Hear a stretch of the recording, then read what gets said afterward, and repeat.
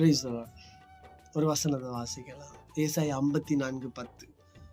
மலைகள் விலகினாலும் பர்வதங்கள் நிலை பெயர்ந்தாலும் என் கிருபை உன்னை விட்டு விலகாமலும் என் சமாதானத்தின் உடன்படிக்கை நிலை பெயராமலும் இருக்கும் என்று உன்மேல் மனதுருகிற கர்த்தர் சொல்கிறார்.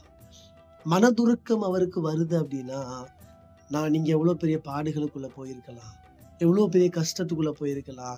அதை பார்த்து கர்த்தர் உங்கள் மேல் மனதுருகி சொல்லுகிறார், மலைகள் விலகி போகலாம், பர்வதங்கள் பெயர்ந்து போகலாம், ஆனால் அவருடைய கிருபை நம்மை விட்டு விலகவே இல்லை.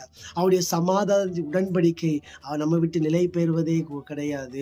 நோவாவுக்கு உடன்படிக்கை பண்ணினவர் அதை நிறைவேற்றினது போல உங்களுக்கு உடன்படிக்கை பண்ணுகிற தேவன் இந்த வேளையில் அதை நிறைவேற்ற சித்தமுள்ளவராய் இருக்கிறார். உங்கள் மேல் மனதுருகி உங்களை ஆசீர்வதிக்க அவர் வல்லவர் இருக்கிறார். அவருக்கு நீங்க உங்களை ஒப்பு கொடுப்பீங்க அப்படின்னா அவர் உங்களை ஆசீர்வதிப்பார்.